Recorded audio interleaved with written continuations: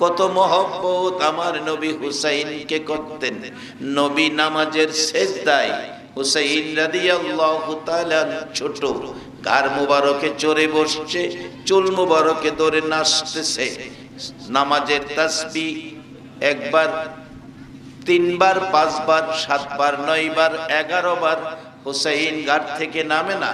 নবীজি ভাবলেন, আল্লাহ যদি প্রশ্ন করে, বন্ধু গো নাতি পাইয়া আমারে ভুলে গেলা, ইচ্ছে করলেন ঘাট থেকে নাতিকে নামাবেন, হাত দিয়ে উপরে উঠাইয়া টান দিয়ে নামাবেন। হাত উঠাইতে চাইলে আমার আল্লাহ ডাকে, জিবরাইল যা রে আমার বন্ধুর কাছে যা।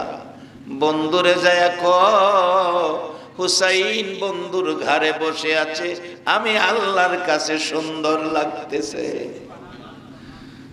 যেই নবীর ঘর মোবারকে হুসাইন বসলে আমার আল্লাহর কাছে সুন্দর লাগে। আমরা দুর্বল, আল্লাহ বলেছে খুলিকাল ইনসানু যায়ীফা। আমরা দুর্বল, শক্তিশালী ব্যক্তিদের সাথে আমাদের সম্পর্ক রাখতে হবে।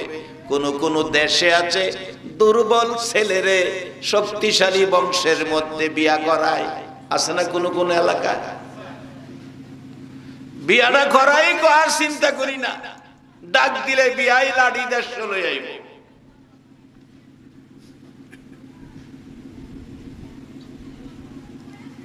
আমি একদিন এমন ওই এলাকায় মাহফিল জিগাইলাম, বিয়া শাদী তো খুব দিলেন, খুব করাইলেন, ডাক দিলে বিয়াই লাড়ি দেশ চলে আইয়ে। বৈশাখ মাইয়া তুফানে যখন গর্দর ছিঁড়া নেগা, সেই সময় কারে ডাকেন? কই এই সময় তো বিয়াইরে ডাকুন, বিয়াইরে তো জানবাছে না। এই সময় কারে ডাকেন? কই এই সময় তো আল্লাহ রে আমিও ডাই, বিয়াইও ডাই। তাহলে বোঝা গেল আমরা যাকে শক্তিশালী মনে করি, আসলে হাকিকতে কোরআনের ভাষায় সবই আমরা দুর্বল। খলিকাল ইনসানু যায়ীফা। এবার শক্তিশালী কে, তাদের সাথে আমরা সম্পর্ক করব। ইমাম হুসাইন নবীজি নামাজের তাসবিহ বাড়াইতেছে, নামে না, জিবরাইল এসে হাজির। ইয়া রাসূলুল্লাহ, আল্লাহ পাঠাইছে নবীজি গো, ইমাম হুসাইন যতক্ষণ আপনার ঘাড় মোবারকে বসে থাকবে ততক্ষণ পর্যন্ত আপনি সেজদায় পড়ে থাকবেন। আমার আল্লাহর কাছে সুন্দর লাগতেছে। যে হুসাইন নবীজির নামাজরত অবস্থায় ঘাড় মোবারকে বসে থাকলে আমার আল্লাহর কাছে সুন্দর লাগে। আজকে হুসাইনের স্মরণে শুহাদায়ে কারবালার মাহফিলে যারা হুসাইনের মায়ায় বসে আছেন গো, বলুন আমার আল্লাহর কাছে সুন্দর লাগে কিনা? সবাই মহব্বতে বলুন, দরুদ সালাম জানাই, দরুদ সালাম জানাই নবীজির দরবারে। নবী গো আমরা গুনাহগারে, বলুন দরুদ সালাম জানাই, দরুদ সালাম জানাই নবীজির দরবারে। এ নবী গো আমরা গুনাহগারে জানাই, আমরা গুনাহগারে, আমরা গুনাহগারে জানাই, আমরা গুনাহগারে। নবী গো আমরা গুনাহগারে। আল্লাহ পাকের ফেরেশতারা নবীর দুরূদ পড়ে তারায়, আল্লাহ পাকের ফেরেশতারা নবীর দুরূদ পড়ে তারায়। ইমানদারে পড়বে দুরূদ, ইমানদারে পড়বে দুরূদ, বলছে পড়ুয়ারে। নবী গো আমরা গুনাহগারে, দরুদ সালাম জানাই, দরুদ সালাম জানাই নবীজির দরবারে। নবী গো আমরা গুনাহগারে, নবীর দরুদ পড়ে যারা দয়াল নবী নবীর আপন তারায় নবীর দরুদ পড়ে যারা দয়াল নবীর আপন তারায় শাফায়াত করবে নবী শাফায়াত করবে নবী ময়দানে হাসরে এ নবী গো আমরা গুনাহগারে দরুদ সালাম জানাই দরুদ সালাম জানাই নবীজির দরবারে এ নবী গো আমরা গুনাহ সবাই বলুন মারহাবা। আমার নবী নামাজের সেজদায় হুসাইন রাদিয়াল্লাহু তাআলা গার মুবারকে আমার নবী ইচ্ছা করে হুসাইনকে নামায় না, আমার আল্লাহর নিষেধ। যাকে আল্লাহ এত ভালোবাসেন সেই হুসাইনের মহব্বত আমাদের কাছে, আমরা সেই হুসাইনের মহব্বতে বসে আছি। আমরা দুর্বল, ওই জাতীয় শক্তিশালী লোকদের সাথে আমাদের সম্পর্ক থাকলে লাভ হবে কেমন লাভ? যার বাস্তবতায় গিয়েছিলাম, কত মহব্বত আমার নবী করত হুসাইন হাসাইনকে, কত মহব্বত করত আমার আল্লাহ হাসাইন হুসাইনকে। যার বাস্তব খাতুন জান্নাত ফাতেমাতুজ জাহরা বলেন, পৃথিবীর মানুষেরা রে, তখন কবিতার যুগ ছিল, কবিতার প্রচলন ছিল। দুই ভাই মিলে হাসাইন হুসাইন দুই ভাই মিলে কবিতা লেখে মার কাছে গেছে, মা মা গো বলো তো আমরা দুই ভাইয়ের মধ্যে কার কবিতাটা সুন্দর? মা ফাতেমা কবিতা দুইটা হাতে নিয়ে ভাবতেছেন, যদি বলি হাসাইনের কবিতা সুন্দর, হুসাইনের মন কষ্ট হবে, চোখে পানি আসবে। মা হইয়া কিভাবে আমি কষ্ট দিব এই সন্তানকে? হুসাইনের কবিতা যদি বলি সুন্দর, হাসাইনের মনে কষ্ট যাবে। কবিতা দুইটা হাতে নিয়ে গাল বেয়ে মা ফাতেমা চোখের পানি ছাড়ছে, বলছে, দুই সন্তান মাগো, ও মা ফাইসালা দিলা না, চোখের পানি দিলা।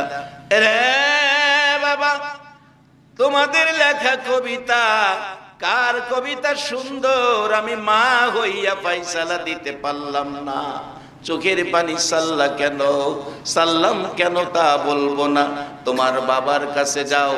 হযরত আলী রাদিয়াল্লাহু তাআলা আনহুর কাছে দাঁড়াইলেন, বাবা গো, মা ফাইসালা দেয় না, আপনি বলুন কার কবিতাটা সুন্দর। হযরত আলী কান্দে, রে হাসাইন হুসাইন নবীর মেয়ে হইয়া, জান্নাতি মহিলাদের সর্দারিনী হইয়া, ইমাম হাসাইন হুসাইনের মা হইয়া যে কবিতার ফাইসালা দেয় না, এই ফাইসালা দেওয়ার সাহস আমি আলী রাখি না। বাবা যাও, তোমার নানার কাছে যাও, রহমতের নবী সারা এ কবিতার ফাইসালা দিতে পারবে না। নবীজির কাছে যাইয়া দুই ভাই নানার গলায় ধরে দুই গালে চুমায়, নানা গো, মা ফাইসালা দিল না, বাবা ফাইসালা দিল না, তুমি বলো তো কার কবিতাটা সুন্দর? আমার নবী একবার হাসাইনের দিকে চায়, আবার হুসাইনের দিকে চায়, কোনটা সুন্দর বলবো, কে খুশি কে বেজার হবে। অবশেষে আমার নবী এই নিয়ে ভাবতেছিলেন। আমার আল্লাহ বলেন, জিবরাইল, যারে আমার বন্ধু বড় চিন্তার মধ্যে আছে, বন্ধুর কাছে যায়া খবর দে, এ কবিতার ফাইসালা দিব আমি আল্লাহ। আমার আল্লাহ বলেন, জিবরাইল, বন্ধুরে যায়া কও দুইটা কবিতা জমিনের মধ্যে দুই জায়গায় রেখে দেওয়ার জন্য। একটা জান্নাতি আপেল এনে নবীজির হাতে দিলেন। জিবরাইল বললেন, আকাশের দিকে ঢিল মারবে। আমার নবী এই আপেলটা যে কবিতার উপর পড়বে সেটাই সুন্দর বলে ঘোষণা হবে। নবীজি উপরের দিকে ঢিল মারলেন, নিচের দিকে আসতেছে আপেল। দুই নাতি নানার মুখের দিকে তাকিয়াছে, নানার মুখের দিকে তাকিয়াছে। আমার নবী দুই নাতি বুকে লইয়া ডাকতেন, আল্লাহ, কাকে খুশি কাকে বেজার করব? দুই নাতি আমার অংশ, দুই নাতি আমার অংশ, তারা যদি কষ্ট পায় আমি সইতে পারি না, তাদেরকে যদি কেউ কষ্ট দেয় সে কষ্ট আমি নবীর গায়ে লাগে। মাবুদ, মাবুদ রে, কাউরে বেজার কাউরে খুশি আমি দেখতে চাই না। আমার আল্লাহ বলেন, জিবরাইল রে, আপেলটা উপরে থাকতে আপেলটাকে দুই টুকরা করো। তুমি জিবরাইল নিজ হাতে ওই দুই কবিতার উপর রাইখা প্রমাণ করে দাও দো ভাইয়ের কবিতাই সুন্দর। প্রমাণ হয়ে গেল, কাউরে বেজার কাউরে খুশি করলো না। এই আদর যদি আমার আল্লাহ দুই ভাইকে করেন, আমার নবী যদি এই আদরের নাতিকে এত মায়া করেন, আমরা সেই আদরের নাতি আমার নবীর কলিজার টুকরা নাতিদের পক্ষে যদি আমরা থাকি, বলুন লাভ হবে না লস হবে? কি লাভ হবে বাস্তবে? আসুন, আহমদ রেফাই ইরাক থেকে এসে, পৃথিবীর কোন দলের আলেম অস্বীকার করার ক্ষমতা নাই।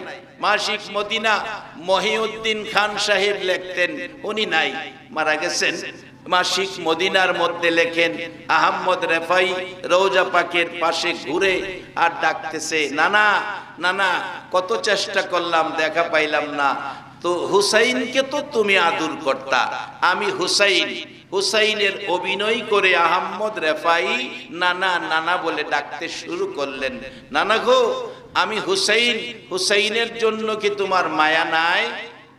মাসিক মদিনা লেখেন, 1,17,000 হাজি চারপাশে দাঁড়িয়ে আছে। এখন তো রওজা পাকের চারপাশে মোটা মোটা রডের ঘেরাও, সোনালী রঙের জালি দেওয়া আছে।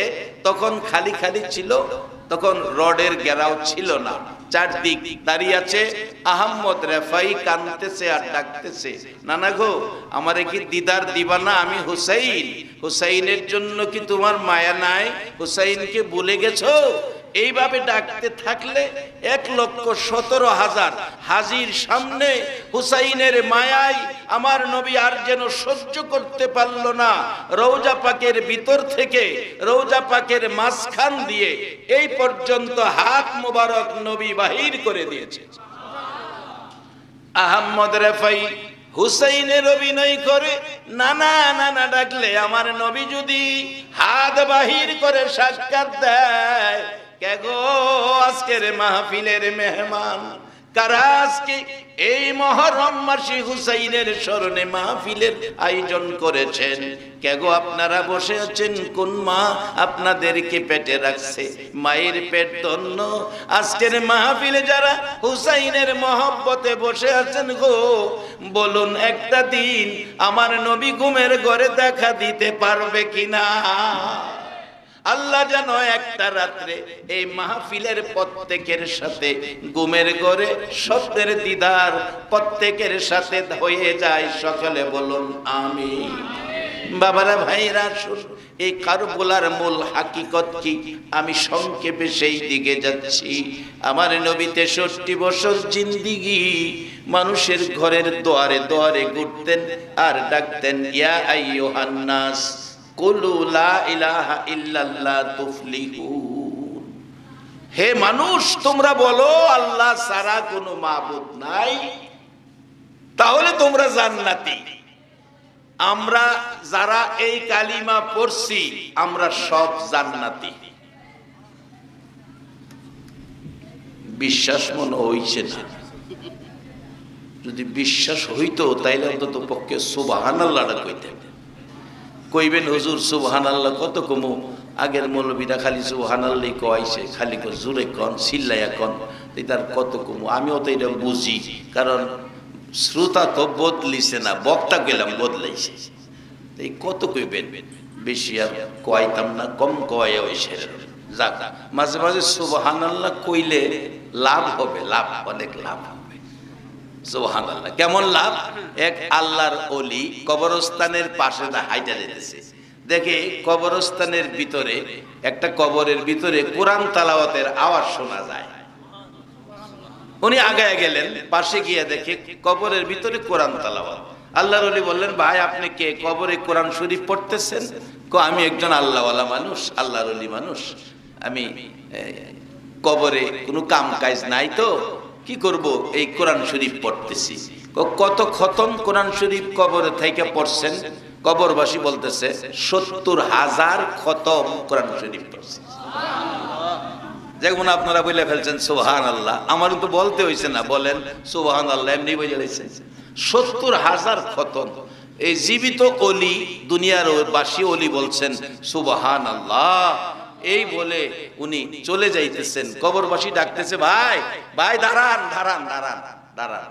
কি ভাই, আমার ৭০,০০০ কোরআন খতমের নেকি আপনি লয়ে যান, আপনার সুবহানাল্লাহর নেকিটা আমারে দিয়া যান। কবরে গিয়া ৭০,০০০ খতম পড়লে যেই নেকি না হয়, দুনিয়ার হায়াতে কাজ কামের যাই ঝামেলার ভিতর থেকে একবার যদি সুবহানাল্লাহ বলেন, কবরে যায়া ৭০,০০০ খতমের চাইতে হায়াতে জিন্দেগিতে একবার সুবহানাল্লাহ এর চেয়ে বেশি নেকি।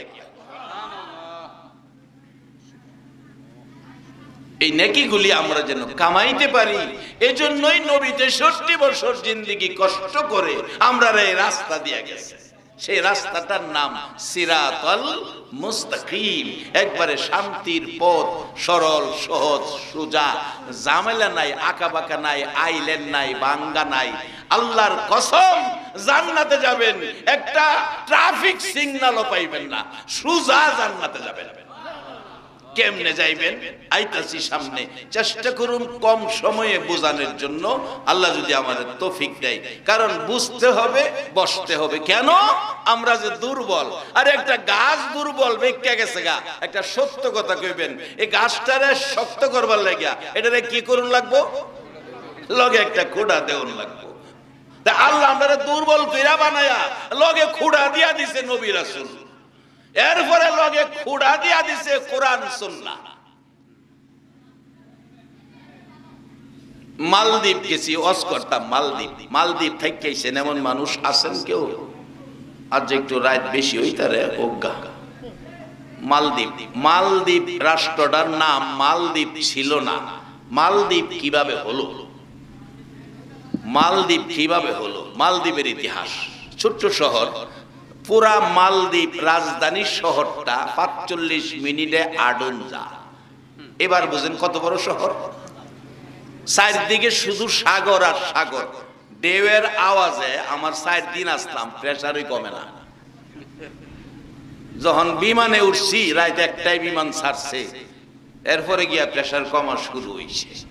মালদ্বীপ একটা বাণিজ্যিক জাহাজ যাইতেছিল, অ্যাক্সিডেন্টে জাহাজটা ডুবে গেছে, সবগুলি মানুষ মারা গেছে।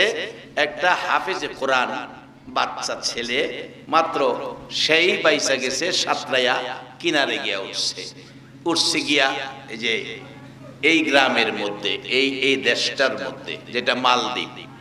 ওই হাফেজের নাম ছিল হাফেজ আবুল মাল।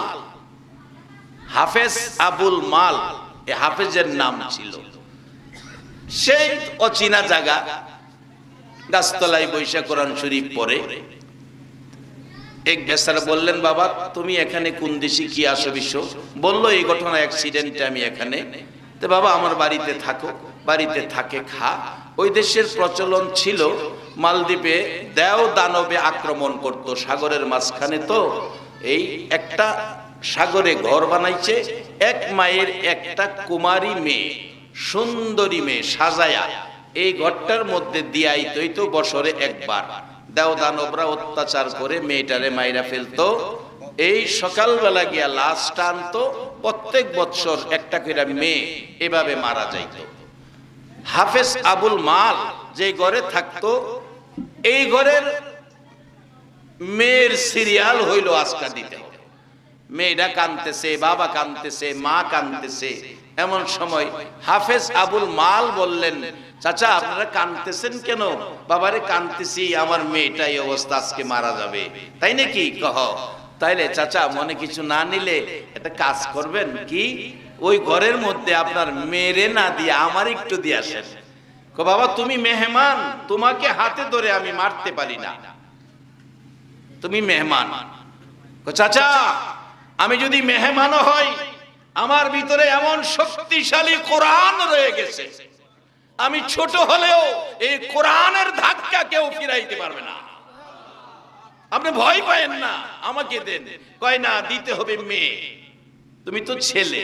চাচা একটা কাজ করেন, মনে কিছু নিয়েন না, কি মেয়ের যা পোশাক আছে আমারে পরান, আমারে মেয়ে বানান পোশাক দিয়া, মেয়ের পোশাক সব আমাকে পরান। তো বাচ্চা ছেলে দাড়ি মুছতে উঠছে না, তারে মেয়ের পোশাক পরাইয়া ওই ঘরের মধ্যে দিয়ে আইসা পড়ছে। সে বৈশা বৈশা কোরআন তালাওয়াত শুরু করেছে। একবার বলুন আল্লাহু আকবার। আজকে সেই কোরআনের পক্ষে যদি আমরা সময় দিতে পারি, আমরা আর দুর্বল থাকবো না, আমরা শক্তিশালী হয়ে যাব ইনশাআল্লাহ। বাস্তব ঘটনা বলছি। অবশেষে কোরআন শরীফ পড়তে শুরু করলো।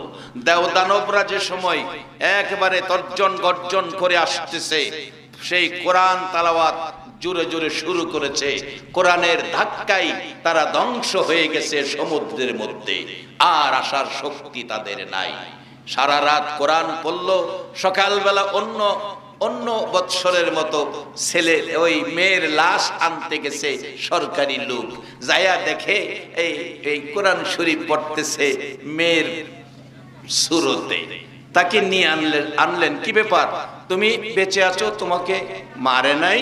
যার বাড়িতে থাকতো সে আসছে, আইসা বলছে সে তো মেয়ে না, আমার মেয়ে তো ঘরে, তাকে আজকে দিয়েছিলাম। বললো তুমি? হ্যাঁ আমি মেহমান, আমি একজন কোরআনে হাফেজ। একটি বাণিজ্যিক জাহাজ অ্যাক্সিডেন্ট হয়েছিল, আমি বেঁচে গেছি, সব মারা গেছে। আমি সেই হাফেজ, সেই ঘরে ছিলাম, আমার সাথে কোরআন ছিল। কোরআনের ধাক্কায় সেই দেবদানব যা ছিল আজকে এই সমুদ্রে ধ্বংস হয়ে গেছে। আমি টিকে আছি কোরআনের, আমার সাথে ছিল আল্লাহর কোরআন। কত বড় শক্তি অর্জন হয়েছে। আল্লাহ বলছে খলিকাল ইনসানু যায়ফা, দুর্বল করে বানাইছি, কিন্তু তোমার শক্তির জন্য আমি কোরআন দিয়েছি, তোমার শক্তির জন্য আমার নবী দিয়েছি, তোমার শক্তির জন্য ইমাম হাসাইন আর হুসাইনকে তোমাদের পাশে দিয়েছি। এখন আমরা কিভাবে নেব এই রাস্তাটাই সামনে। একটু লম্বা হলে ইচ্ছা আপনাদের লম্বা করতেও পারি, আমি আবার খাটো করতেও পারি, আমি শুরু করতেও পারি, বড় করতেও পারি। কারণ কম সময়ে বেশি কথা বলার পজিশন কেরামতি আমি জানি, কারণ আমি বাস স্ট্যান্ডের খতিব। এই কৌশল বাসের স্টাফের কাছ থেকে শিখছি। 8টার বাস ছাড়বো, ঢাকায় গিয়া অফিস করব, প্যাসেঞ্জার কম, 8:30 বাজে গেছে। প্যাসেঞ্জাররা কয় ঢাকা গিয়া কি খেলাধুলা করুন নাকি, কেউ দোকান খুলবো, কেউ চাকরি করব, অফিস খুলবো, কি ব্যাপার ছাড়েন না কেন, 8:30 বাজে গেছে। ড্রাইভার সান্ত্বনা দেয়, প্যাসেঞ্জার সাহেবরা চিল্লাচিল্লি করেন না, চিন্তা করেন না, আমি আধা ঘন্টা লেট হয়েছে তো টাইনে যামুগা, চিন্তা করেন না। তা আমি আবার টাইনেও যাইতারি, লোকালও যাইতারি, চিন্তা করেন না। যদি আপনাদের কষ্ট হয় টাইনে যামুগা, আর যদি মনে করেন যে আজকের রাত্রটা, এই রাত্রেই ইমাম হুসাইনের 72 জনের কাফেলা কারবালার মাঠে সারা রাত কানতে কানতে কারবালার জমিন বিচ্ছিল, সেই রাত্রটা আমরা দেব নবীর আওলাদের মহব্বতে। নবীর ভালোবাসা পেয়ে যাবেন কিভাবে, আসতেছি সামনে। তাই একটু যদি লম্বাও হয় সময়টা দিতে আপনারা রাজি আছেন? কারণ এইরকম আর কয়টা রাত্র আমরা এই দেশে থাকবো, এই গ্যারান্টি দেওয়ার ক্ষমতা কারো আছে? আল্লাহ বলেন গ্যারান্টি তুমি কি দিয়া দিবা? আমাল হায়াতুদ দুনিয়া ইল্লা মাতাউল গুরুর। তোমারে যে বানাইছি আমি, খবর জানো, পাও থেকে মাথা পর্যন্ত এই মাটির পিঞ্জরাটার মধ্যে হায়াত নামের একটা পাখি দিয়া তোমারে দুনিয়া ছাইরা দিছি। এটার গ্যারান্টি নাই, ওয়ারেন্টি নাই, স্টিকারও নাই। কোন কোম্পানি বানায়া সেইরা, এটার যদি দুর্বল কোম্পানি হয় স্টিকার লাগাইয়া দেয়, নানান রঙের স্টিকার। আবার কোন কোম্পানি ওয়ারেন্টি দেয়, আবার বালা কোম্পানি হইলে গ্যারান্টি দেয়। আল্লাহ কয় আমি যে তোমরারে বানাইছি খলিকাল ইনসানু যায়ফা, তোমরা দুর্বল, গ্যারান্টি নাই, ওয়ারেন্টিও নাই, স্টিকারও নাই। কার ইয়ার হইছো বইবা, বোয়াতে উড়ার ক্ষমতা হইতা না শেষ। এরকম ঘটনা ঘটে নাই? চা খাইছে অর্ধেক কাপ, কই ভাল লাগতেছে না, কাইতেও হইরা গেছে গা, চা টেবিলও হইরা রইছে, ডাক্তার এক শেষ, চা গরম রইছে, খাওইন না ঠান্ডা হয়ে গেছে। এমন একটা জিনিস লইয়া বাজান আমরা চলি। বসেন, আজকের রাত্রটা যদি জীবনের আল্লাহর কাছে পছন্দ হয়ে যায় তাহলে জীবনটা সার্থক হয়ে যাবে। মহব্বতে আর রহমতের আশায় একটু দরুদ শরীফ পড়ুন। আল্লাহুম্মা সাল্লি সাইয়্যিদিনা মাওলানা মুহাম্মদ ওয়া আলা আলি সাইয়্যিদিনা মাওলানা মুহাম্মদ। আল্লাহুম্মা সাল্লি সাইয়্যিদিনা মাওলানা মুহাম্মদ ওয়া আলা আলি সাইয়্যিদিনা মাওলানা। হাসান কান্দে জহর খেয়ে, কান্দে হুসেন কারবালায়, আলী কান্দে বেহেশতেতে, কান্দে গো মা ফাতেমা। আল্লাহুম্মা সাল্লি সাইয়্যিদিনা মাওলানা মুহাম্মদ ওয়া আলা আলি সাইয়্যিদিনা মাওলানা। বালাগাল উলা বিকামালিহি, কাশাফাত দুজা বিজামালিহি, আসনাত জামিউ খিসালিহি, সাল্লু আলাইহি ওয়া আলিহি। হাফেজ আবুল মাল বলছেন, আমি কোরআন দিয়ে যুদ্ধ করে দাও দানব ধ্বংস করে দিয়েছি। বলুন সে কোরআনের মালিক কে? আল্লাহ। ওই বাদশাহ, মালদ্বীপের বাদশাহ খবর পেয়ে বললেন ছেলেটাকে ডাক দাও। ডাক দিল। বাদশাহ তার সাথে কথা বলল, ঘটনা কি ঠিক? বলল ঠিক। তাইলে আরেক বছর আমি এটা আমি বাস্তবে প্রমাণ করব। পরের বছর ঠিকই এই ছেলেটাকে দিল। দেওয়ার পরে সারা রাত পার হলো। দাও দানব যারা অত্যাচার করতো তারা তো নাই, তারা ধ্বংস হয়ে গেছে। পরের দিন সকালবেলা ছেলেটাকে আবার জীবিত অবস্থায় নিয়ে আসলো, কোনো ক্ষতি হলো না। তাইলে আর কোনো ক্ষতির আশঙ্কা নাই। এবার বাদশা বলল, এই যদি হয় আল্লাহর কোরআনের ক্ষমতা, আমরা আর অন্য ধর্মে থাকতে রাজি না। বাদশাহ এককভাবে সকল মানুষকে ঘোষণা করে দিলেন, আজ থেকে আমরা হাফেজ আবুল মালের হাত ধরে কালিমা পড়ে মুসলমান হয়ে গেলাম, আর এই দেশের নাম দিলাম মালদ্বীপ। একজন কোরআনওয়ালা যদি এই শক্তি অর্জন করে এইভাবে দেশটাকে বাঁচাইয়া দেশের মানুষকে মুসলমান বানাইতে পারে, আমরা সেই মুসলমান, সেই শক্তিশালী নবীর আদরের নাতি, জান্নাতি দুইটা ফুল, জান্নাতি যুবকদের সর্দার, আমরা তাদের ভালোবাসায় কি পাবো? সেটাই ছিল আমার কথা।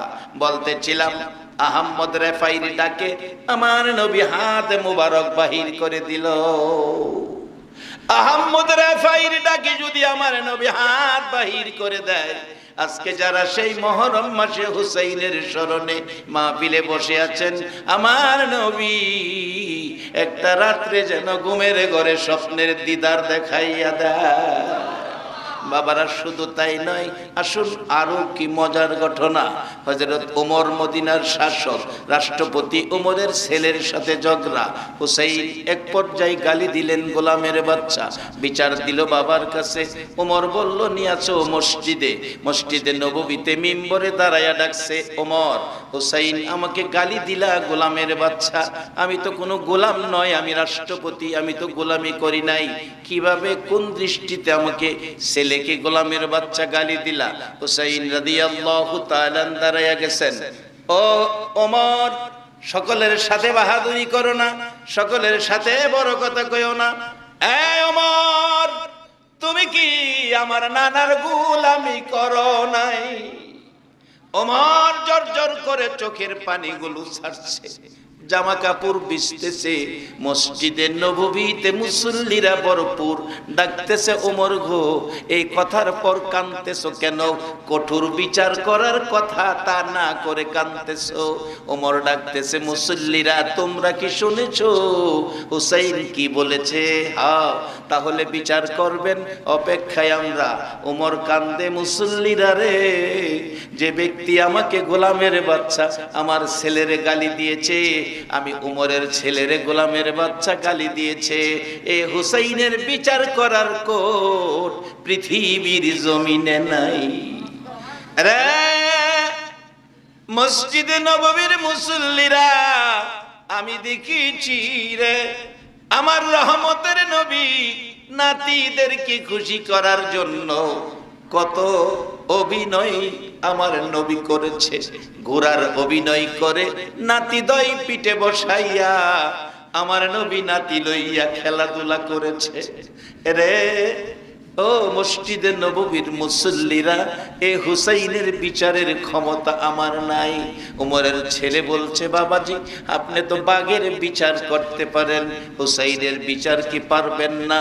উমর কান্দে না, যে হুসাইন নবীর গার মুবারকে বসে থাকে, আমার আল্লাহ নামতে দেয় না, সেই হুসাইনের বিচার উমর করতে পারে না। ওমর, তুমি যে বলেছো গোলামের বাচ্চা, এই কথাটা কি কাগজে লিখে দিতে পারবা? পারবো, লিখে দিলেন। নানার গোলামি করেছে বিদায় গালি দিয়েছি গোলামের বাচ্চা। কাগজটুকু উমরের হাতে পৌঁছলে উমর কাগজটা নিয়ে কান্দে রে গাল বাসাইয়া। মসজিদে নববীর মুসল্লিরা গো, এই কাগজ দেখো, নবীর আদরের নাতি আমার সার্টিফিকেট দিয়েছে। আমি জানি না আজকের মাহফিলের আয়োজক কারা গো, কার পয়সায় এই মুহররমের 9 তারিখ দিবাগত 10 তারিখ রাত্রটার মধ্যে কারা এই মাহফিলের আয়োজন করেছে, কারা মাহফিলে বসে আছে, কারা এ ভাগ্যবান ব্যক্তি হয়ে গেছে। ওমর বলেছিল, হুসাইন আমাকে সার্টিফিকেট দিয়েছে। জানি না আজকে রাত্রে এই মাহফিলে হুসাইন ইরাকের জমিন থেকে কারে জানি সার্টিফিকেট দিয়া দেয়। মসজিদে নববীর মুসল্লিরা, ইমাম হুসাইন আমাকে সার্টিফিকেট দিয়েছে, নবীর নাতি আমাকে সার্টিফিকেট দিয়েছে। আমি বলে রহমতের নবীর গোলামি করেছি। অনুরোধ করি রে, যেদিন আমি উমরের মৃত্যু হবে, আমাকে যেদিন গোসল দিয়ে কাফন পরাবি, কাফনের ভিতরে এই কাগজটা আমার হাতের মধ্যে দিয়ে দিও। আমি উমর যদি জীবনের কোনো আমল আল্লাহর কাছে দেখাইতে না পারি, সব আমল যদি বরবাদ হয়ে যায়, নবীর গোলামি করেছি হুসাইনের দেওয়া সার্টিফিকেট দেখাইয়া আমি উমর পার হইয়া যাইব। উমরের মতো ব্যক্তি যদি হুসাইনের লেখা সার্টিফিকেট হাসরের মাঠে পার হওয়ার জন্য উসিলা বানাইতে পারে, আজকে বীরশ্রেষ্ঠ মতিউন্নগরের মাহফিলটা বীরশ্রেষ্ঠ মতিউন্নগরের ইমানদার নবীর আশিক হুসাইনের পাগলদের জন্য হাসরের মাঠে কি নাজাতের উসিলা হতে পারে না? একবার বলুন আল্লাহু আকবার। এরে বাবারা ভাইরা, হাসাইন হুসাইন কত আদরের ছিল। আমার নবী দুর্বল মানুষগুলোকে শক্তিশালী বানানোর জন্য, জাহান্নাম থেকে বাঁচাইয়া জান্নাতি বানানোর জন্য বাড়ি বাড়ি ঘুরতেন আর ডাকতেন, ইয়া আইয়ুহান নাস কুলু লা ইলাহা ইল্লাল্লাহ তুফলিহুন। কোনোদিন রাত্র হতো, কোনোদিন বিকাল হতো, এইভাবে কষ্ট করে করে বাড়ি বাড়ি ঘুরতেন। মা খাদিজার জীবনী অনেক ঘটনা, যায় না ওদিকে। আম্মা জান আয়েশা সিদ্দিকা রাদিয়াল্লাহু তাআলা আনহা বলেন, পৃথিবীর মানুষেরা রে, আমার নবীর একটাই চিন্তা ছিল, সারাদিন ঘুরতো মানুষকে জান্নাতি বানাবে, দুর্বল মানুষকে শক্তিশালী বানাবে, বেঈমান মানুষগুলো ইমানদার বানাবে, জাহান্নাম থেকে বাঁচাইয়া জান্নাতি বানাবে। আমার নবী ঘুরে ঘুরে এসে আমি আয়েশা সিদ্দিকার হুজরায় যখন ঢুকতেন, আমি দেখেছি আমার নবী ঘরের মধ্যে এসে ঘুমিয়ে যাইতেন। একটু সময় ঘুমাইয়া বাকি সময় বিছানায় বসে কান্দে। মাঝে মাঝে বসে প্রশ্ন করেছি, আল্লাহর হাবিব গো, কেন গো বসে বসে কাঁদতেছেন? হুজুর জানতে চাই কোন ব্যথায় কান্দেন গো নবী? জীবনে একটা দিন বাবা দেখেন নাই, বাবার ব্যথায় কান্দেন। নবী কথা বলছে না। হুজুর 6 বছর বয়সে মা হারাইলেন গো, মা হারাইলেন। ও মা, মা জীবনে কত কষ্ট করে সন্তান লইয়া। একটা মা 10টা মাস 10টা দিন সন্তান পেটে রাখে। যখন প্রসব ব্যথা শুরু হয়, প্রসব ব্যথার যন্ত্রণায় মায়ের এক সাগর পানি বাহির হয়, এক সাগর পানি চোখ থেকে জর্জর করে বাহির হয়। 3 দিন পর্যন্ত ব্যথায় মার এক সাগর পানি চোখ থেকে পড়তে থাকে। এক সাগর পানির বিনিময় মা যখন সন্তান কোলে পায়, 2টা গালে চুমো দিয়ে মা সব ব্যথা বুইলা যায়। এরে বাবারা ভাইরা, এ মারে যদি ব্যথা দাও আর একটা বুড়া চোখের পানি বাহির করো, আল্লাহর আরশ কাইপা উঠে। আমার আল্লাহ বলেন, আরে আমার বান্দা, তোর মা তোর প্রসব ব্যথার যন্ত্রণায় কত কান্না কাঁদছিল। মাঝে মাঝে প্রসব ব্যথায় তোর মা আল্লাহ আল্লাহ কইয়া ডাক মারছে। আমি আল্লাহ ঘোষণা করে দিয়েছি, রে ফেরেশতারা, প্রসব ব্যথার যন্ত্রণায় মা যতবার আল্লাহ কইয়া ডাক দিছে রে, ততটা কবুল হজের নাকি মার আমল নামাই দিয়া দে। এত কষ্ট ব্যথা দুঃখ সহ্য করে সন্তানের মা হয়েছে। না খাইয়া না ঘুমাইয়া বাবা সন্তানের ঘুম পাড়াইছে। এই মা বাবারে যদি কেউ কষ্ট দেয়, জীবন বরবাদ হয়ে যাবে। বলতেছিলাম আমার নবী বাবা হারা মা হারা, সব ব্যথা বলে গিয়ে উম্মতের ব্যথা। আমার নবী কান্দে। মা আয়েশা সিদ্দিকা ডাকে, হুজুর কেন কাঁদতেছেন গো? মার কথা মনে হয়েছে। কোনো কথা বলে না। হুজুর বুঝেছি দাদার কথা মনে হয়েছে। কোনো কথা বলে না, শুধু কান্দে। অবশেষে জবাব দিচ্ছে, আয়েশা রে, শুনো রে আয়েশা, আমি কেন কান্দি? বাবার জন্য নয়, মায়ের জন্য নয়, দাদার জন্য নয় রে আয়েশা, আমি কান্দি আমার গুনাহগার উম্মতের জন্য। আমার নবী সারা রাত চোখের পানি ছেড়ে কান্দে। আম্মা জান আয়েশা বলেন, একদিন দেখি গভীর রাত্রে আমার ঘরের দরজা খোলা, নবীজি ঘুমিয়েছিলেন। জিবরাইল এসে ডাকে, হুজুর এইভাবে যদি ঘুমিয়ে থাকেন উম্মতের জন্য কি কাঁদবেন না? আপনাদের আমাদের কথা বলছে। আজকে কে আমার গ্রামের সন্তান ঘরে ঘুমিয়েছেন আর আমার নবী মরুভূমিতে কান্দে, আর আপনি ঘরে থাকবেন? কিভাবে হাসরে নবীর সুপারিশের আশা করতে পারেন? আম্মা জান আয়েশা বলেন, আমার নবী রাত্র গভীর, ঘরে নাই, দরজা খোলা। জিবরাইল ডেকেছে, হুজুর এইভাবে যদি ঘুমিয়ে রাত্র কাটান গো, আপনারা উম্মতের দরদি নবী, উম্মতের জন্য কি কাঁদবেন না গো নবী?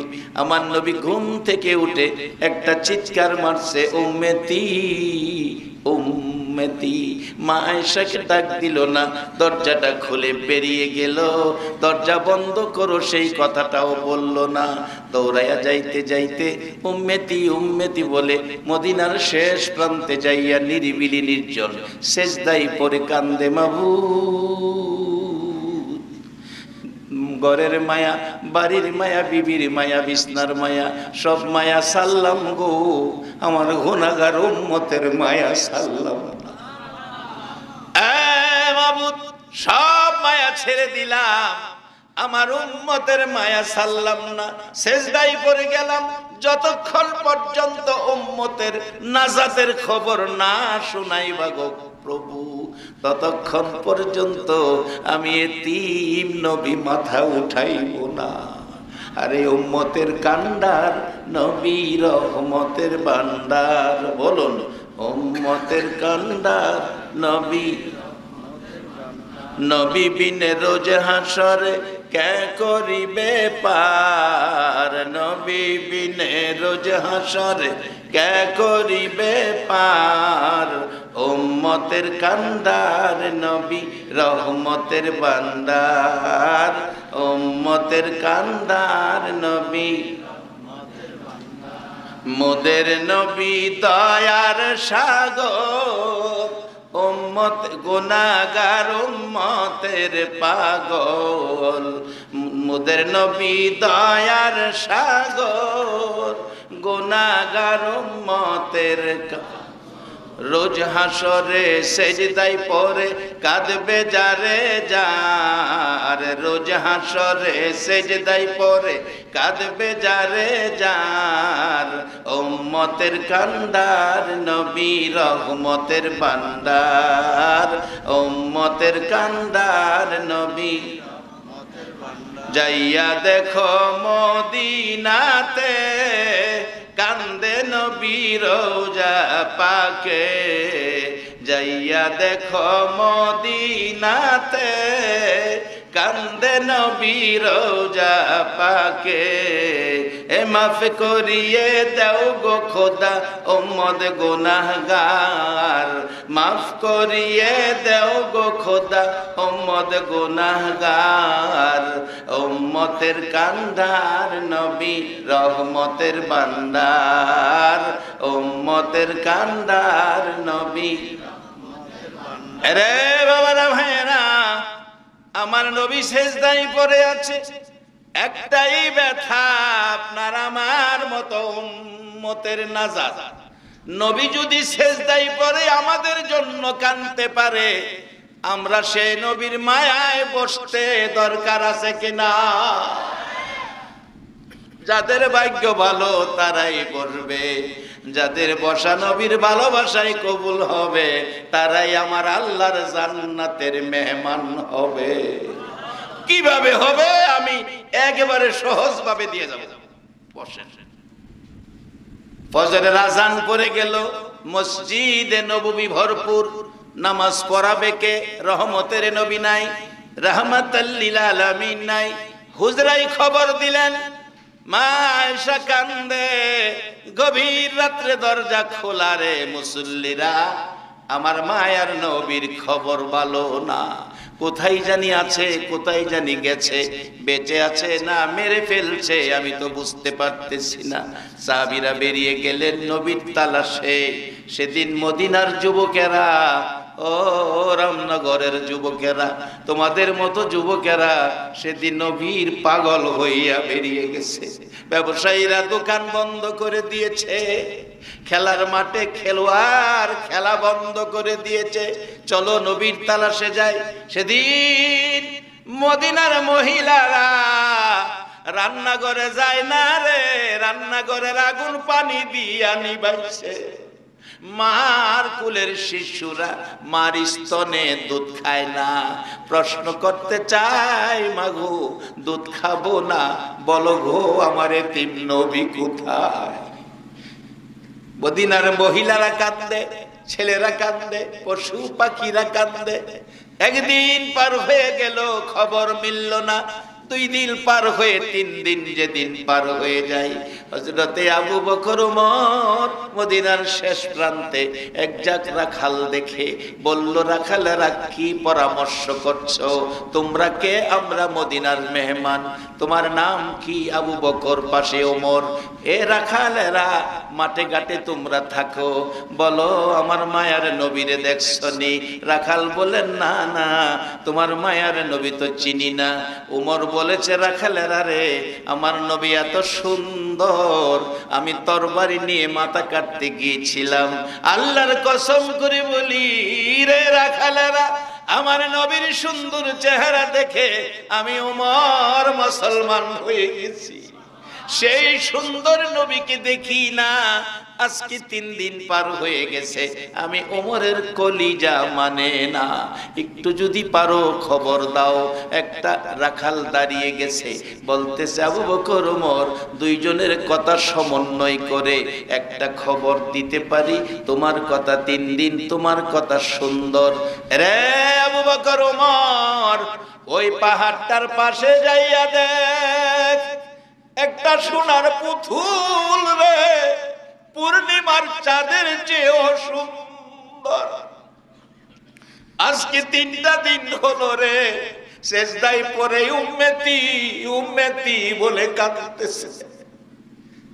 রে আবু বকর ওমর, অনুরোধ করি রে, এই লোকটা যদি তোদের মায়ার নবী হয়, এখান থেকে উঠাইয়া নিয়ে যা, তোদের হাতে দড়ি পায়ে দড়ি, লোকটাকে এখান থেকে নিয়ে যা। আজকে 3টা দিন পার হয়ে গেল, আল্লাহর কসম রে আবু বকর ওমর, আমাদের বেড়া বকরি দুম্বা গুলো লোকটার মায়ায় পড়ে চারদিক দাঁড়ায়া কান্দে রে, ঘাস পানি খায় না। আবু বকর ওমর দৌড় দিয়ে যাইতে চাইলে রাখালেরা বাধা দেয়, কথা দাও, লোকটাকে এখান থেকে মদিনায় নিয়ে যাইবা কিনা, কথা দাও, লোকটাকে এখান থেকে নিয়ে যাইবা কিনা। 3 দিন হলো রে, বেড়া বকরি দুম্বা উটগুলো তার মায়ায় কান্দে, তার মায়ায় কান্দে, ঘাস পানি খায় না। আজকে বেড়া বকরি দুম্বা উট হইয়া আমার আপনার নবী চিনল, উম্মত হইয়া নবী চিনলাম না। রে আবু বকর ওমর, কথা দে, লোকটাকে নিয়ে যাইবা। আবু বকর ওমর দুইজন দৌড়াইয়া নবীজির পাশে যাইয়া দেখে এখনো নবী সেজদায় পড়ে কান্দে। বলুন, নবী কার মায়ায় কান্দে?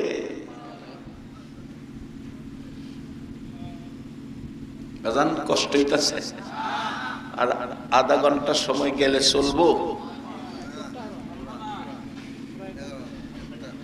আবু বকর নবীজির পাশে যায়া কান্দে। নবীজি গো, কেমনে গো? আবু বকর রে বলছে, যেদিন মায়ের দেশ বাবার দেশ মক্কা ছেড়ে হিজরত করে মদিনায় যাবেন গো নবী, কানে কানে 6 মাস আগে বলেছিলেন, আবু বকর হিজরত করব, সঙ্গী হবে তুমি। আজকে 3টা দিন 3টা রাত মদিনা ছাড়বেন গো নবী, আমারে বললেন না। আজ 3 দিন পার হয়ে গেল গো নবী, আপনার মায়ায় আপনার আবু বকর পানিটাও খায় না। হুজুর মাথা উঠান, আসুন মদিনায় যাই। মদিনার মানুষ এতিম হইয়া গেছে, মদিনার মানুষ এতিম হইয়া গেছে। হুজুর আল্লাহর কসম, কারো চুলায় আগুন জ্বলে না। হুজুর আল্লাহর কসম, কোন বাচ্চা দুধ খায় না। মাথা উঠান, চলুন মদিনায়। আমার নবী আবু বকরের ডাক শুনে না গো, উম্মতের মায়ায় নবী কান্দে। সেই উম্মত যদি নবীর আদর্শ, নবীর কথা না মানে, আমার নবী বড় কষ্ট পায়। অনুরোধ করি, আমার নবীরে কষ্ট দিয়েন না।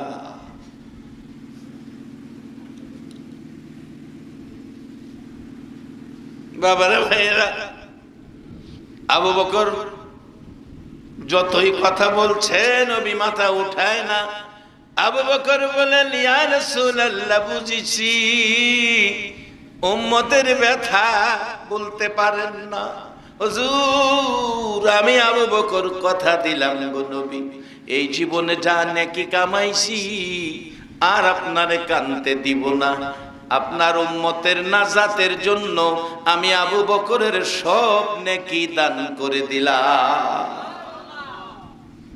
বলবেন হুজুর, আবু বকরের নেকি, একজনের নেকি দিয়া সারা উম্মতের কি উপকার হবে? বাস্তবে আসেন মা আয়েশা সিদ্দিকার জীবনী। বাজান, কষ্ট হইতেছে আপনাদের? একটু লম্বা হয়ে যাইতেছে কাছে না? বেশি হয়েছে না? 11টা বইছি, 12টা এনে বাজছে। বেশি বেশি হয়েছে না তো? 1 ঘন্টা নইছি, আমি মনে করছি 2 ঘন্টা গেছে।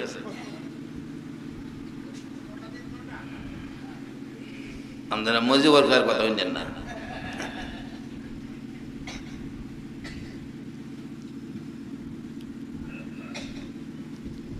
আমার নবী কান্দে। আবু বকর বলছে, আমার সব নেকি আপনার উম্মতের দিলাম। প্রশ্ন আসতে পারে, কত নেকি? একজনের নেকি দিলে সারা উম্মতের কি হইব? এবার নেকি কত হইব? আসুন বাস্তবে। আম্মা জান আয়েশা সিদ্দিকার জীবনীর মধ্যে আসছে, আম্মা জান আয়েশা সিদ্দিকা একদিন রাত্রের বেলা, চান্নি রাত, স্বামী স্ত্রী দুইজনে আডে, স্বামী স্ত্রী দুইজনে হাঁটে, আটবেন রাত্রে, স্ত্রী লইয়া রাত্রে আটবেন, এটা রাসূলের সুন্নত। অন্ত আমরা রাইতে নিরিবিলি জায়গাতে আডি না, বালা কইরা সাজাইয়া করে মেঘনার ফুলের তলে লইয়া যাই। দেশের মানুষ দেখে কইতাছি, অন্য হনে গেলে তা কইতাম না।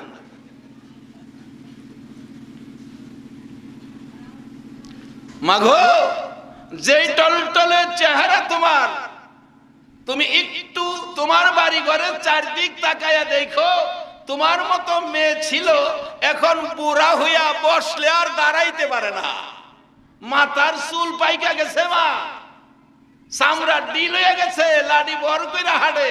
তোমারও একদিন লাডি বর কইরা হাঁটতে হইব বাচ্চা থাকলে। মনে যা চা তা কইরো না।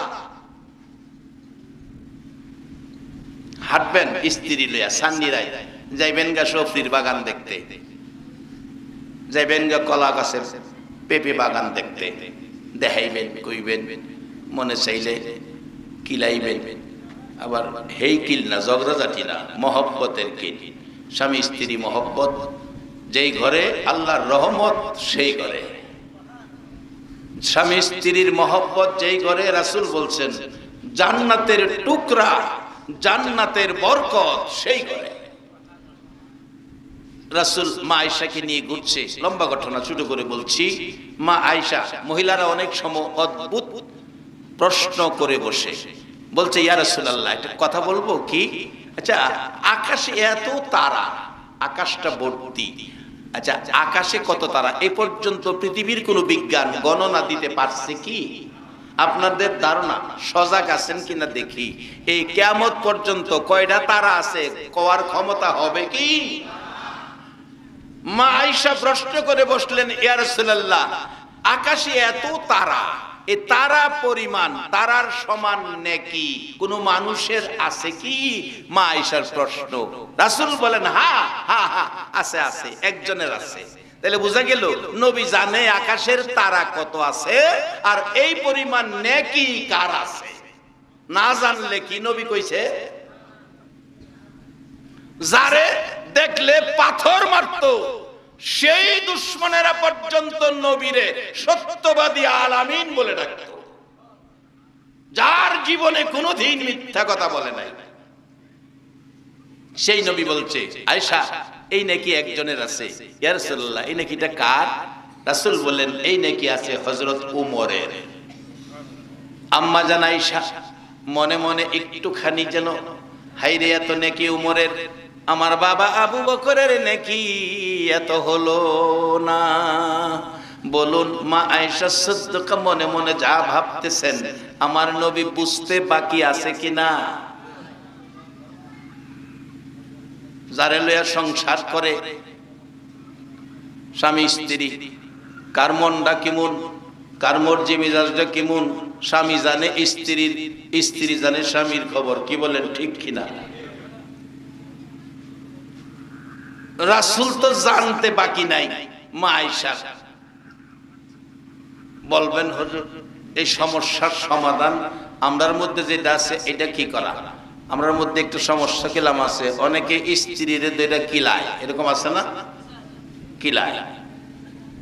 কত স্ত্রী কিল খায়া স্বামীর সংসার সেই রয়ে গেছে। আসলে কিল খাওয়ারও কারণ আছে।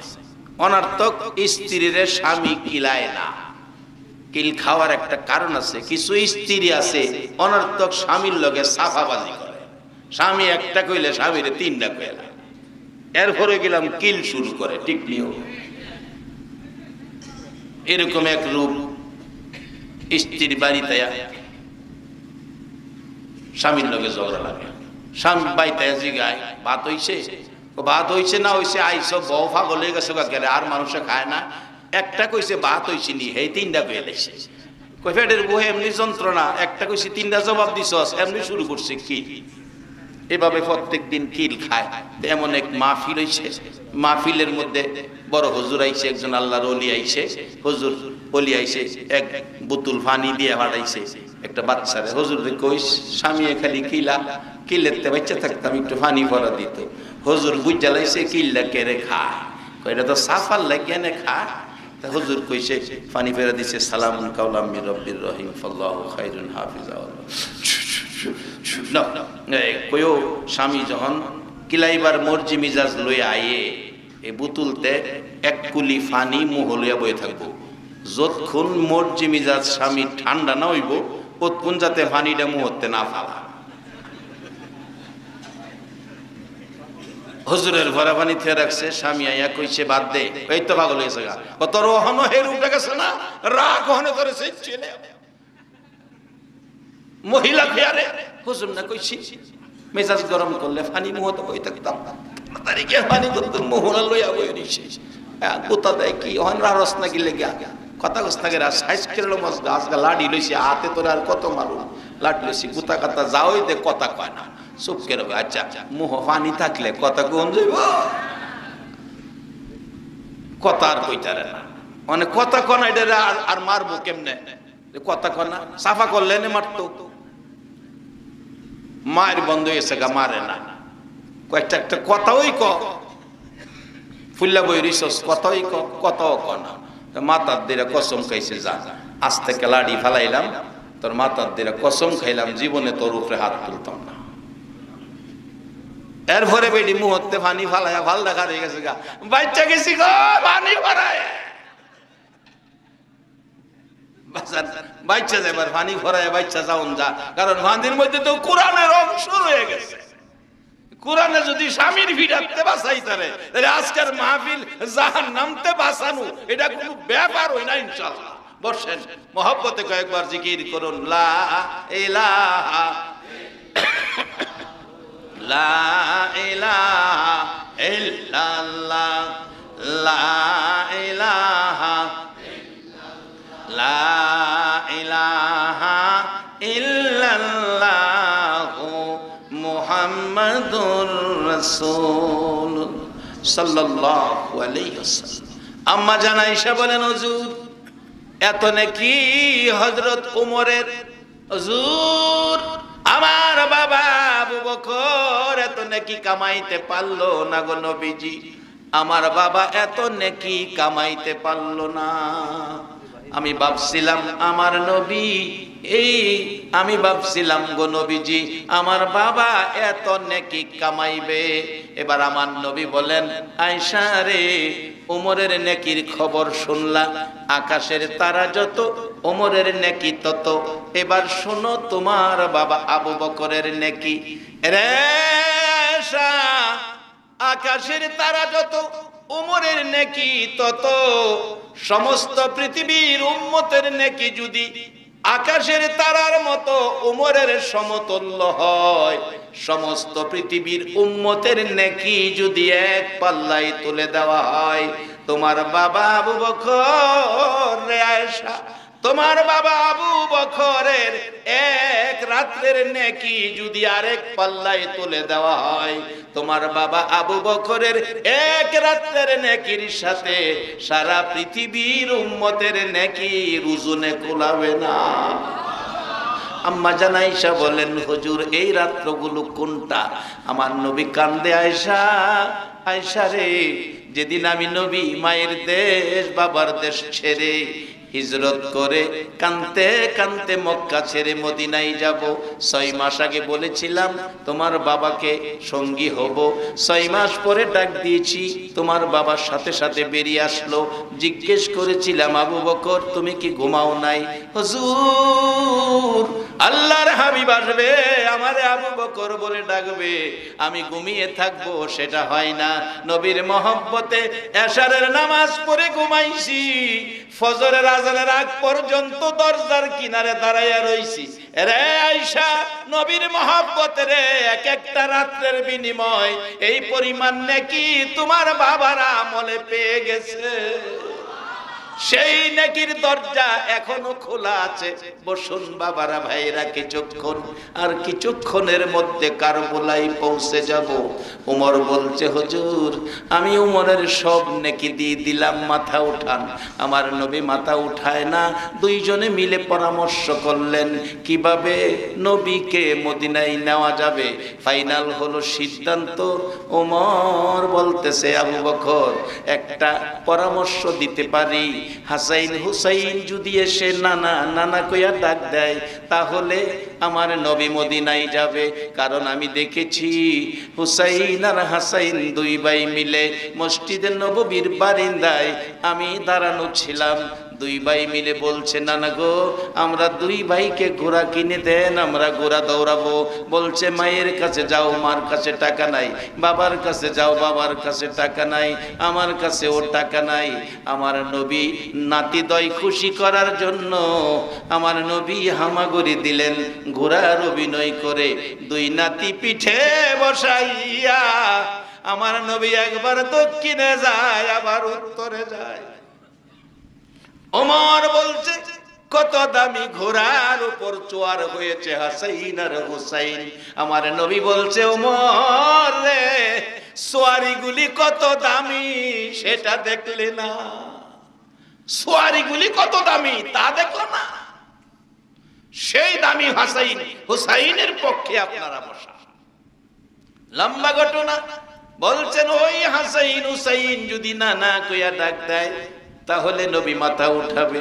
মদিনায় খবর পৌঁছে গেল, খাতুনে জান্নাত ফাতেমাতুজ জাহরা দুই সন্তান লইয়া বাবার পাশে মাথায় হাত বোলাইয়া ডাকে, বাবা গো জীবনে একটা দিন বাবা দেখো নাই গো বাবা, 6 বছর বয়সে মা হারাইলা, আর কত ব্যথায় ব্যতীত হইয়া কাঁদবা, বুঝেছি উম্মতের মায়ায় কাঁদো।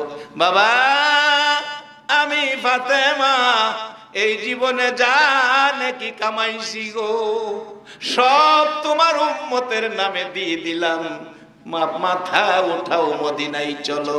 আজকে 3 দিন হলো তোমার হাসাইন হুসাইন পানিটাও খায় না, ফাতেমার চুলায় আগুন জ্বলে না। আমার নবী মাথা উঠায় না, ফাতেমা দুইটা হাত বাড়াইয়া ডাকে, আল্লাহ রে আমার কলিজার টুকরা হাসাইন আর হুসাইন দুই সন্তানকে আমার বাবার উম্মতের নামে কুরবানি করে দিলাম। আমার নবী মাথা উঠাইয়া ডাকে, ফাতেমা ফাতেমা রে এ কি করলি? যদি আমার নবী বলতেন আল্লাহ মানি না, এ দোয়া কবুল করা যাবে না, তবে আমার আল্লাহ শুনতেন। আমার নবী নাতিদয় কুরবানি করতে রাজি, আপনার আমার মতো উম্মতের জাহান্নামে দিতে রাজি না। আমরা জান্নাতে যাব, কোরআনের পক্ষে থাকব, রাসূলের পক্ষে থাকব, হাসাইন হুসাইনের পক্ষে থাকব। জিবরাইল বন্ধুরে যায় কও আর কানতে হবে না, কবুল হয়েছে হাসাইন হুসাইনের কুরবানি কবুল হয়েছে, নবীর উম্মতের মাফের ফায়সালা হয়েছে। যায়া তুমি নবীরে বলে দাও আর কাঁদতে হবে না। নবী মাথা উঠাইলেন, দুই নাতি বুকে লইয়া কান্দে, হুসাইনকে বুকে লইয়া কান্দে। হুসাইন, এত আদর তোমাদেরকে করি, আজকে আমার চোখের পানি বন্ধ হয় না। তারপরও একথা কয় না আমার নাতি কুরবানি করতে দিব না, কুরবানি হোক, তবু আপনার আমার মতো গুনাহগার উম্মতের নাজাত হোক, এটাই ছিল নবীর আকাঙ্ক্ষা। ঈদের দিন সকালবেলা হাসাইন হুসাইন দুই ভাই মিলে মায়ের কাছে, মা গো সবার নতুন জামা আছে, আমরা দুই ভাইয়ের নতুন জামা নাই। ডাকতেছে, মা বাবারা তোমরা কান্নাকাটি করো না, গোসল করতে যাও, তোমাদের জামা ব্যবস্থা হবে। গোসলখানায় গোসল করতে পাঠাইয়া ফাতেমা বিছানা বিছাইয়া 2 রাকাত নামাজ আদায় করেছে। ও মা, মেয়ে লোকেরা, তোমরা যদি ফাতেমার সাথে জান্নাতি হতে চাও, একটা ফাতেমার জীবনী কিনা গড়ে নাও। ফাতেমা 2 রাকাত নামাজ পড়েছে, হাত বাড়াইয়া কাঁদতেছে, মাবুদ রে জামার ব্যবস্থা তুমি করে দাও, আমার কাছে ব্যবস্থা নাই। আমার আল্লাহ বলেন, জিবরাইল রে, ফাতেমা দোয়া করেছে, দোয়া কবুল হয়েছে। মায়ের দোয়া সন্তানের জন্য কবুল হয়ে যায়। জান্নাত থেকে 2টা জামা 2 ভাইয়ের জন্য নিয়ে যাও। জিবরাইল 2টা জামা নিলেন, একটা জামার রং সবুজ আর একটা জামার রং লাল। 2 জাতের 2টা জামা নিয়ে এসে ডাকতেছে, হাসাইন হুসাইন তোমাদের জন্য জামা নিয়ে আসছি, দেখো কত সুন্দর জামা। 2 ভাই মিলে জামার দিকে তাকিয়েছে। হুসাইন জিগাই, দর্জি সাহেব, আগে তো জামার শার্ট কাপড় বানাইলে দর্জির ঘরে মাপ দিতে হতো, বাজান এখন আর মাপ লাগে না, মাপের সিস্টেম পাল্টাইয়া গেছে। হাসাইন আর হুসাইন এখন পাঞ্জাবি কিনবেন বাবার লেগা, দোকানে যাইয়া কইবেন 46 একটা পাঞ্জাবি দেন, মাপটাপ নাই, 46 কইলেই হয়। হাসাইনের মাপ দেওয়া নাই, হুসাইনের মাপ দেওয়া নাই। জান্নাত থেকে সেই সিস্টেম হয়ে গেল। পাঞ্জাবি নিয়ে জিবরাইল হাজির, ডাকতেছে, জিবরাইল মানুষ বেশি, হাসাইন হুসাইন কে কোনটা নিবা? হুসাইন ছোট, হাসাইন বড়, বড় হাসাইন হুসাইন ছোট। ছোট বাচ্চা সাধারণত লাল জিনিস পছন্দ করে। লাল জামার দিকে হাত বাড়াইলেন, সবুজ জামাটা হুসাইন নিলেন। সবুজ জামা, লাল জামা হুসাইন হাতে নেয়। ঘরের ভিতরে গো মার কলিজায় আগুন লাইগা যায়। ফাতেমা কান্দে মোনাজাতে, মাবুদ কি হলো গো, কলিজা মানে না, আগুন জ্বলছে। 2 সন্তান জামা লইয়া মায়ের সামনে, মাগো এই তো জামা দিয়ে গেল একজন সুন্দর দর্জি, এই তো জামা দিয়ে গেল। ফাতেমা বলেন, বাবারে জামা গায়ে দিস না, কেন জানি আমার কলিজায় আগুন জ্বলতেছে। বলুন, সন্তানের উপর যদি কোনো বিপদের বাজেট আসে, দুনিয়ার কেউ জানে না, এই সন্তানের বিপদের বাজেটের খবর আগে জানে কে? মা কাঁদতেছে, জামা গায়ে দিস না, চল তোর নানার কাছে যাই। নবীজির কাছে নিয়ে গেলেন। নবীজি জামা দেখবে, জিবরাইল এসে বলছে, হুজুর বলে দেন গো, মায়ের দোয়া কবুল হয়েছে, হাসাইন হুসাইনের কুরবানির ফায়সালা এই জামার মধ্যে দেওয়া হয়েছে। হাসাইনের জামাটা সবুজ, আপনার এক কিসিমের উম্মতেরা বিষ খাওয়াইয়া আপনার নাতি হাসাইনকে সবুজ করে মেরে ফেলবে। আর ছোট আপনার নাতির জামাটা লাল, আপনার এক কিসিমের উম্মতেরা কারবালা নামক মাঠে মারতে মারতে রক্তাক্ত করে লাল লাল করে দিবে, সেই জন্য জামাটা লাল। একটা চিৎকার মারছে আমার নবী, জিবরাইল কি খবর শুনাইলি? এই হুসাইনের ব্যথা আমি কেমনে সইব? টান দিয়া হুসাইনকে বুকে জড়াইয়া আমার নবী কান্দে। আল্লাহুম্মা হুসাইনা সবরা, আল্লাহ আমার হুসাইনের ওই বিপদের দিন সবর করার তৌফিক দিও।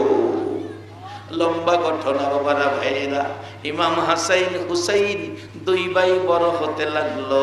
আমার নবী দুনিয়ার থেকে বিদায়, আলী ফাতেমা বিদায়, চার খলিফা বিদায়।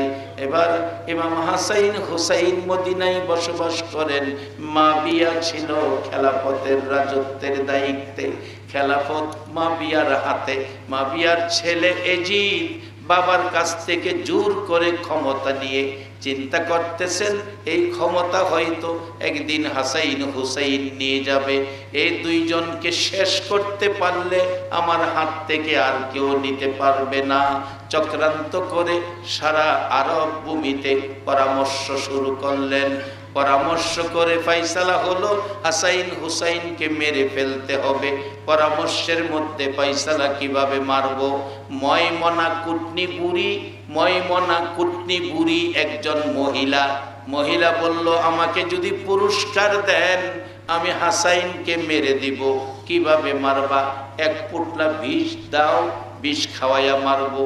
বিষ লইয়া মদিনায় চলে গেলেন। হাসাইন রাদিয়াল্লাহু তাআলা আনহুর চারজন বিবি ছিলেন। সবার ছোট বিবির নাম ছিল জায়েদা।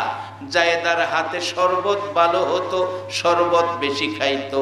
জায়েদার কাছে যায়া বলছে, ওই ময়মনা কুটনি বুড়ি, জায়েদা রে, হাসাইন তোমার আদর করে না, হাসাইনকে তুমি মাইরা দাও।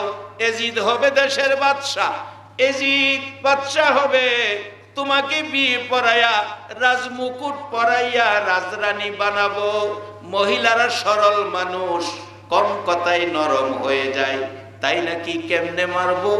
এই লও, এক পোটলা বিষ তোমার হাতে দিলাম, শরবত চাইবো, শরবতের সাথে বিষ দিয়ে দিবা। হাসাইন ক্লান্ত পিপাসিত ঘরে গিয়ে ডাকছেন, জায়েদা কোথায় তুমি? আছি ঘরে। এক গ্লাস শরবত দাও, শরবতের সাথে বিষ দিয়ে দিল। একটানে খেয়ে ফেলছে, সমস্ত শরীর সবুজ হয়ে আসছে, জিহ্বাটা শুধু নড়ে, সারা শরীর সবুজ।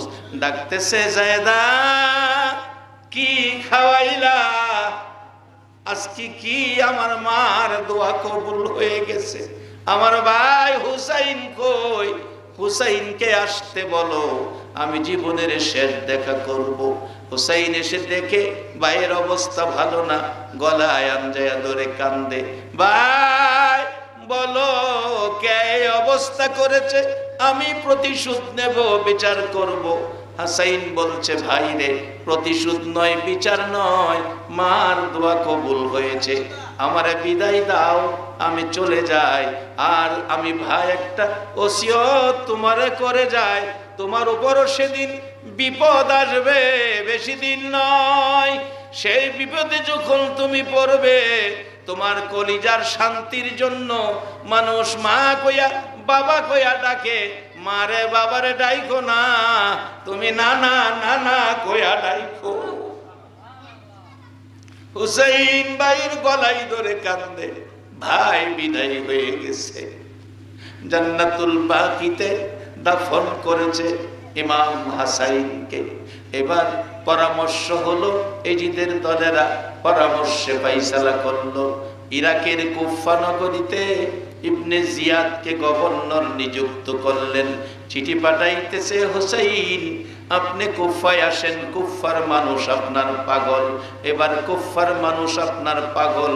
এই চিঠি যাইতে যাইতে 800 চিঠি পৌঁছলে। কুফাবাসীর চিঠি পাইয়া মদিনাবাসীকে দেখাইলেন, চিঠি আসছে, আমি কি করব? মদিনার মুরব্বীরা ডাকে, হুসাইন না, তোমারে দেখলে আমরার কলিজায় শান্তি লাগে, তোমারে আমরা কুফায় যেতে দিব না। কুফার চিঠির লেখা ভালো, কুফার তরবারির ব্যবহার ভালো হবে না। মুরব্বীরা বললেন এই ঘটনা। হাসাইন চলে গেল, হুসাইনের উপর বিপদ আসতেছে। হুসাইন বলতেছে, কি করা যায়। একটা মিটিং বসলেন সারা মদিনার মুরব্বীরা। এবার একটা লোক দাঁড়িয়ে বললেন, আমাদের পক্ষ থেকে কুফায় একটা লোক পাঠাই, দেখি কুফার খবর যদি ভালো দেয় তাহলে আমরা হুসাইনকে যেতে দিব, না হয় যেতে দিব না। মুসলিম বিন আকিল নামে একজন লোক দাঁড়াইয়া বললেন, আমি যাব কুফায় খবর আনার জন্য। তার বিবি নাই, দুইটা ছেলে, মাহমুদ ইব্রাহিম 12 বছর 13 বছরের দুইটা ভাই।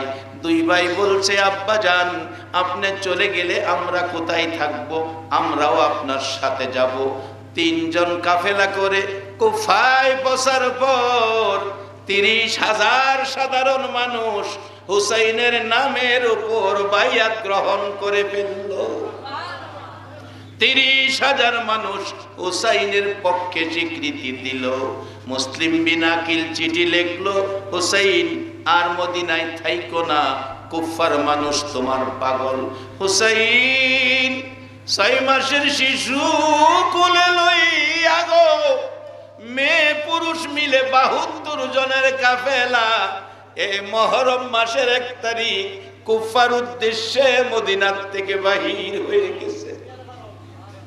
এই খবর পাইয়া ইবনে জিয়াদ এজিদের সাথে পরামর্শ করে কুফা নগরীর বড় মসজিদে লোক পাঠাইয়া দিলেন। কুফা নগরের বড় মসজিদে বসে আছেন হুসাইনের পক্ষের লোক মুসলিম বিন আকিল।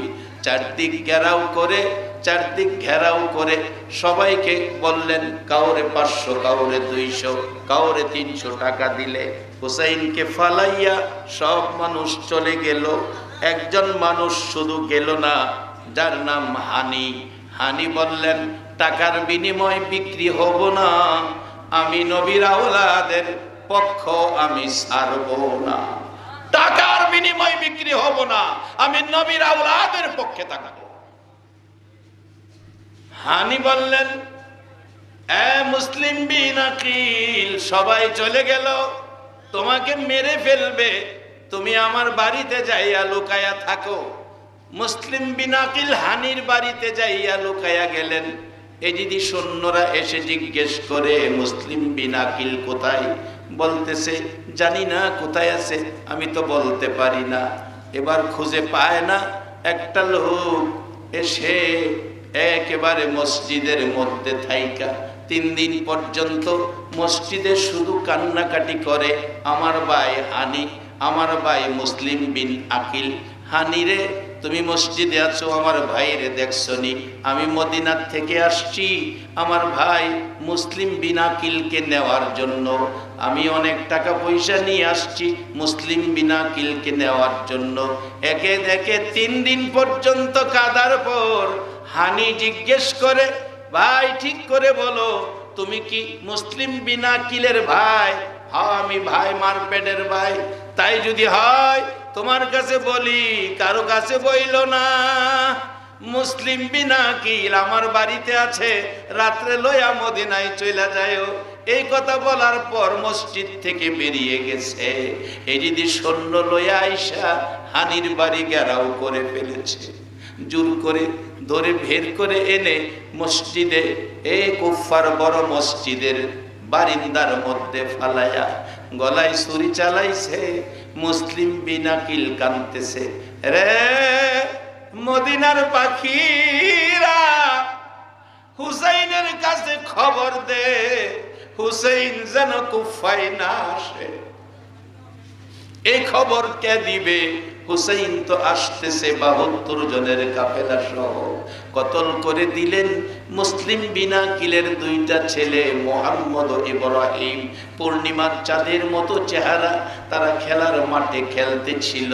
খবর পাইল তাদের বাবাকে কতল করে ফেলেছে।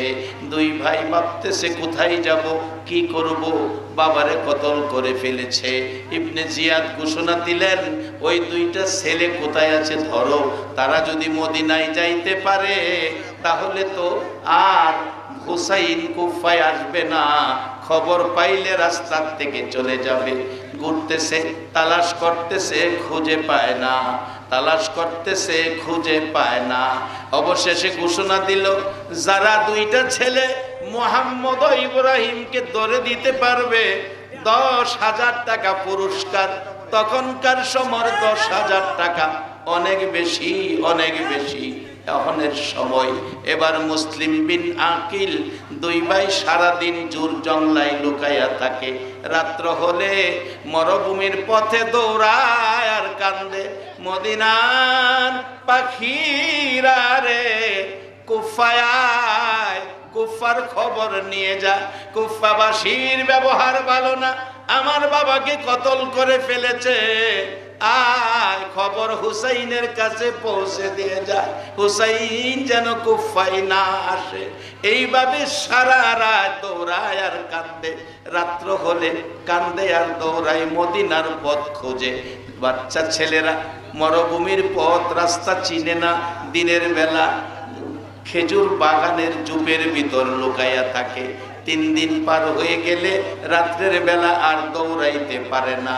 দুই ভাই মিলে ঘুমিয়েছে, সকালবেলা বাগানের ভিতরে ঘুমিয়েছে, সকাল হয়ে গেছে।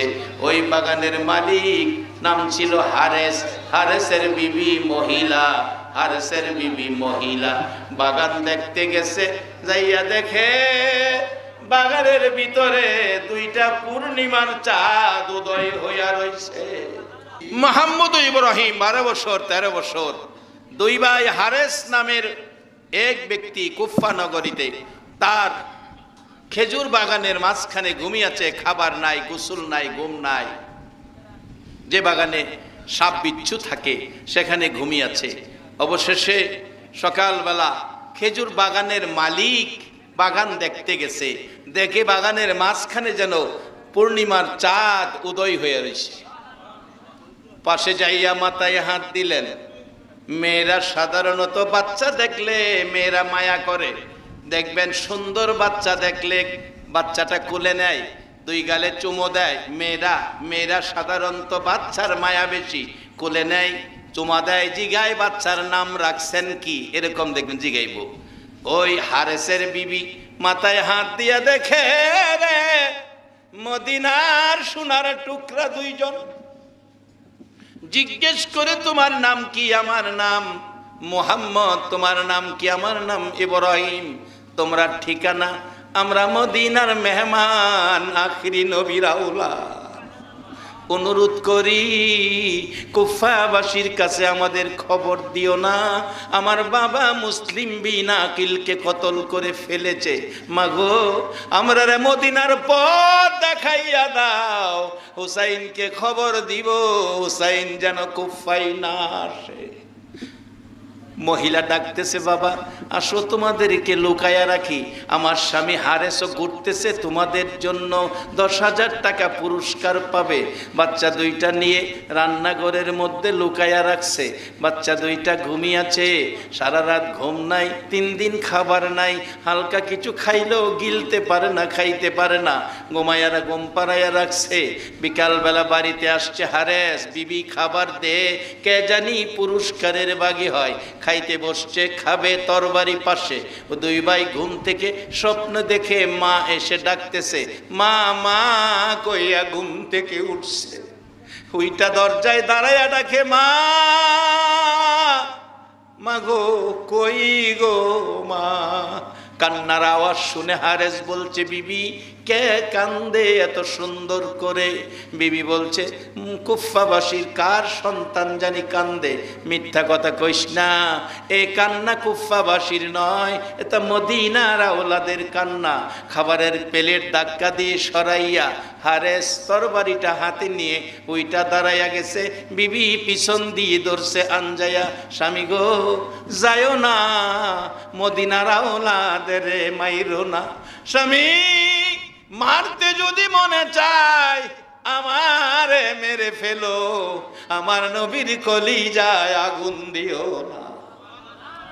হারেস মানলো না, যাইয়া দেখে 2টা ভাই সোনার টুকরা, সোনার পুতুল কাঁদতেছে, তরবারি চকচক করতেছে। তরবারি দেখে 2 ভাই কাঁপতেছে।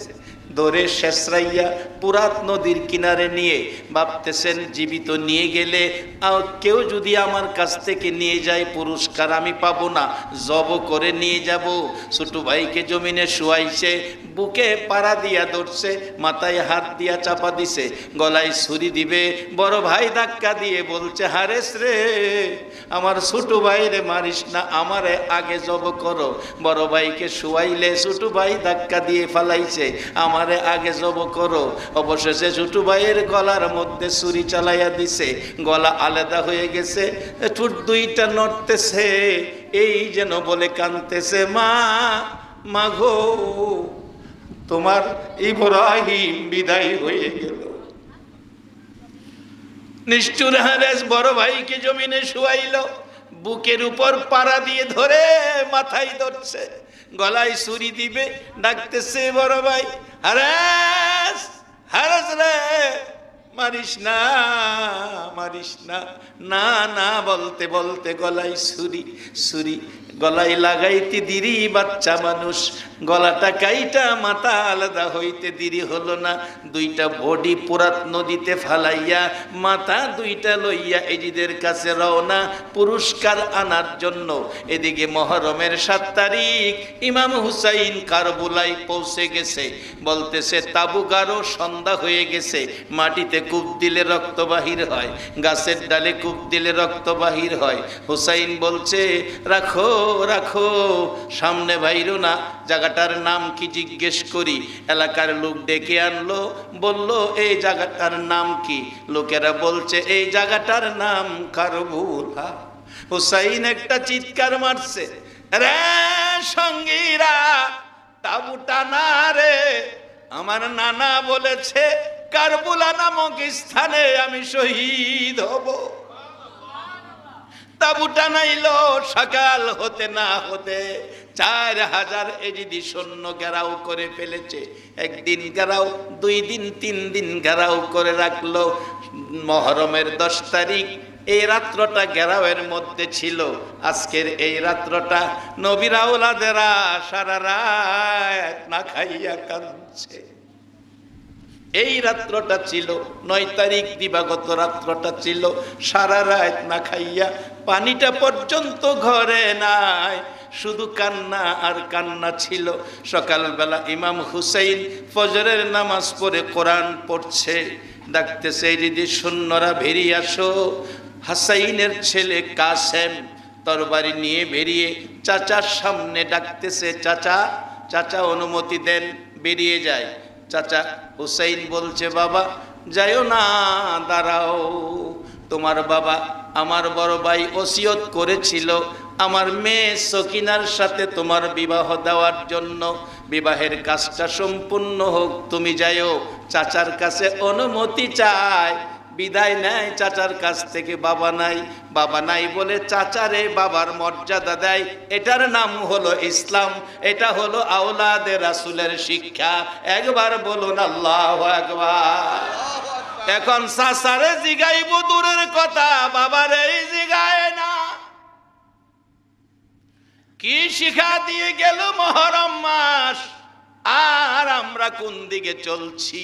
চাচা চাচা অনুমতি দেন, বাবা তাবুতে ঢুকো। ঢুকলেন, ডাকছে হুসাইন কাসেমকে সাজাও, সকিনাকে সাজাও।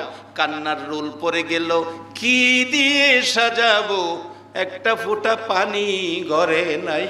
হুসাইন ঘরে ঢুকলেন, বিবাহ পরে দিলেন, বিবাহ শেষ করে বেরিয়ে আসলেন হুসাইন। কাসেম দাঁড়িয়ে আছে, সকিনা স্বামীর পায়ে সালাম করছে, স্বামীর পায়ে সালাম করছে। বাবারা শিক্ষা নিবেন, মা বোনেরা শিক্ষা নিবেন। আমাদের দেশে সালামের প্রচলন, হাতের মধ্যে সালাম করে, হাতের মধ্যে সালামের বিধান নাই। পায়ে সালাম করবেন মা বাবাকে, পায়ে সালাম করবেন শিক্ষককে, পীর বুজুর্গদেরকে পায়ে সালাম করবেন। এই সালাম করতেছে সকিনা কাসেমের পায়ে সালাম করতেছে, কালা সালাম করতেছে, মাথায় হাত বুলায়া সকিনা জন্য কাসেম দোয়া করতেছে। সালাম করে ডাকতেছে স্বামী বসো, দুটো কথা বলি। কাসেম কান্দে, সকিনা রে দেরি করিস না, আমার চাচা হুসাইনকে তারা লজ্জা দেয়, আর আমি ভাতিজা বসে থাকতে পারি না, বিদায় দে রে সকিনা। না না, তোমাকে যেতে দিব না। এই কি ছিল নবীর আওলাদের নসিবে? পৃথিবীর মহিলারা বিয়ের পরে স্বামী লইয়া বাসর ঘরে যায়, আমি সকিনা বিয়ের পরে স্বামী ঘর থেকে বের করে দেই। এ কি ছিল নবীর আওলাদের নসিবে?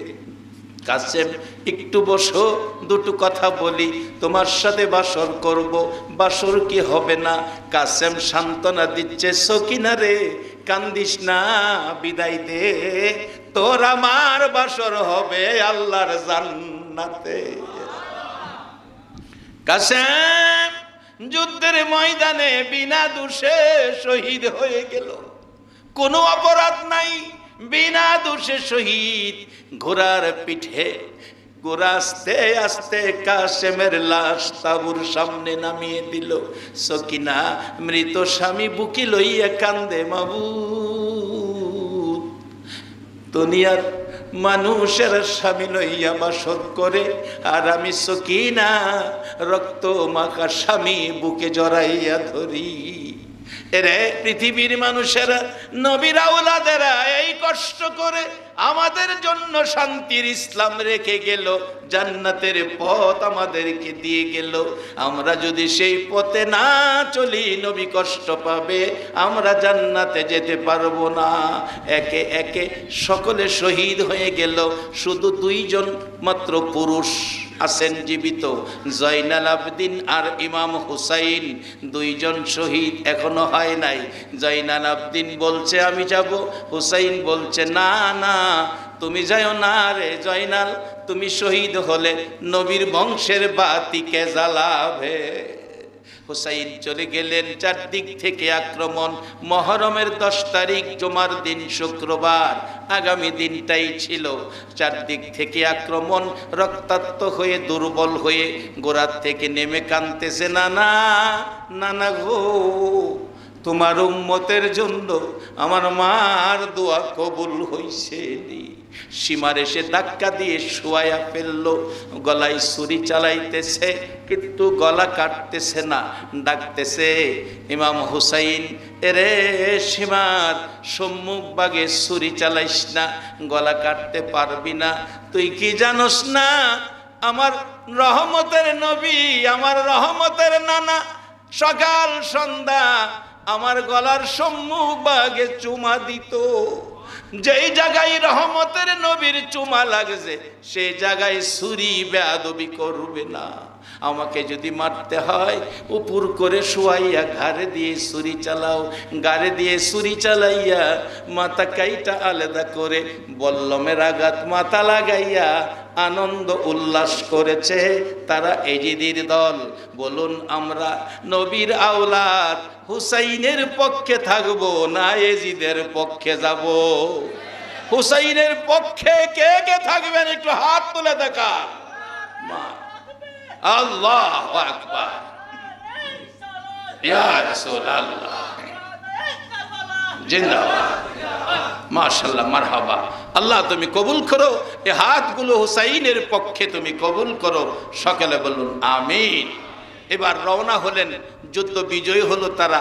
মহিলাদেরকে বন্দি করে, জয়নাল আবদিন অসুস্থ বন্দি করে রওনা হলেন, দামেস্কের দিকে যাবেন।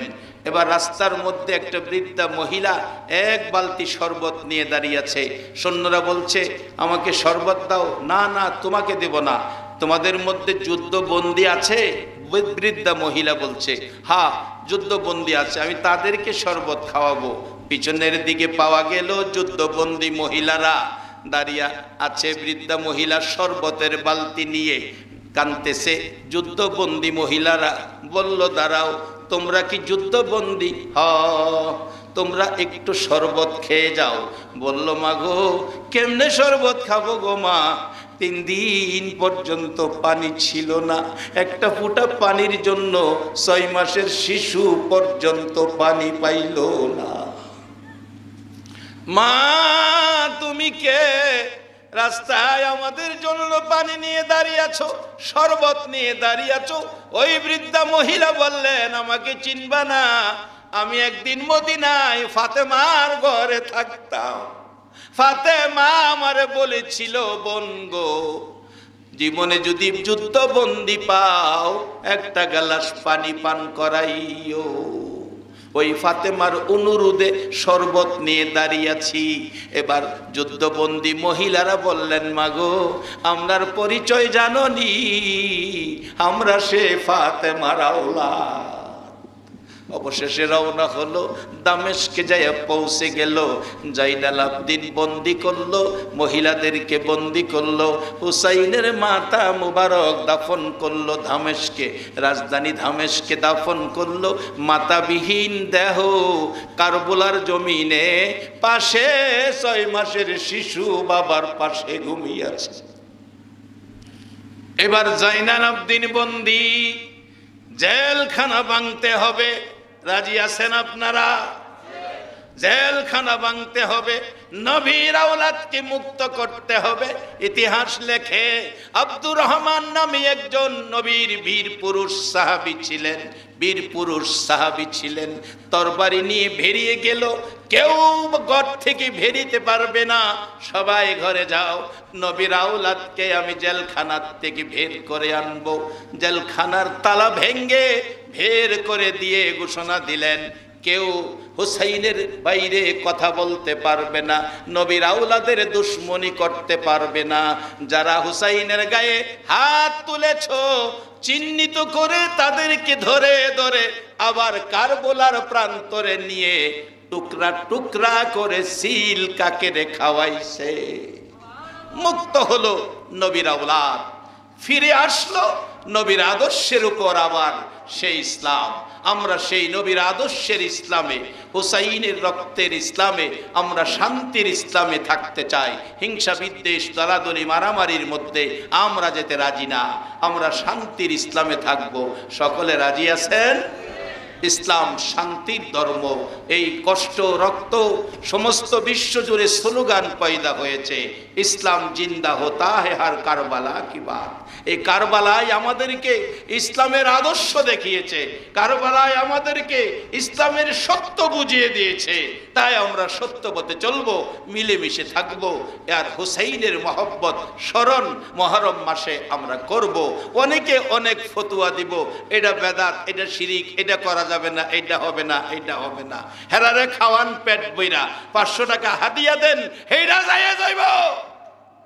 হুসাইনের স্মরণে কিছু করবেন, এইটার বেলা ফতোয়া আইব, এগুলি কেউ কান দিবেন না। আমরা হুসাইনের পক্ষের মুসলমান।